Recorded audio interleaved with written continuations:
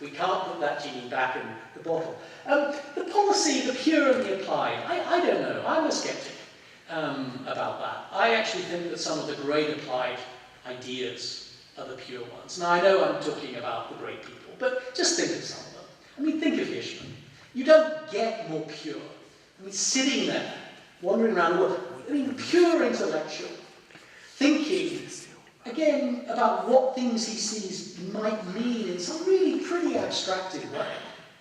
But those ideas, you know, the tunnel effect, thinking about inequality and when inequality becomes a problem, going through a tunnel in Boston, you know, you don't get more pure than that. But that's an enormously powerful idea politically. All the other obvious example is Amartya Sen and famines. You know, this was an abstracted historical discussion of the Bengal famine. Famines are not caused by the shortage of food. This is the essential point. That idea has been enormously important in the way that public policy is operating. So I don't actually kind of see this great distinction between the pure and the applied. And actually, I'm a little worried often about the applied.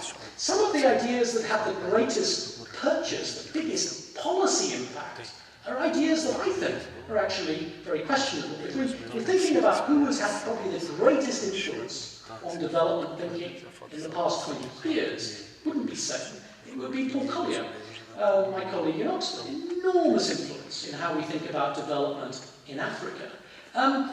But again, you need to be a little bit critical in the sort of sense I was suggesting when you think about his ideas. Why have his ideas had such an important impact? Well, it just happens that his ideas have meshed absolutely and completely with the dominant priorities of the biggest countries in the international system.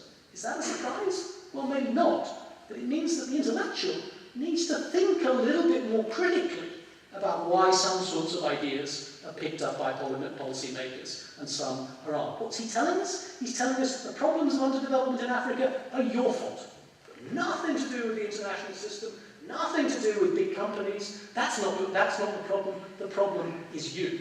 The problem is the way you organize your societies. Well, you know, as I say, that's an idea that fits with the zeitgeist, with the time, with what powerful people want to hear. So sometimes, not only might the pure idea be more practically important, but the pure idea might stand a little bit further back from the political temptations of a policy-driven agenda. So I'm a kind of unreconstructed defender of, in a sense, the purity of academia.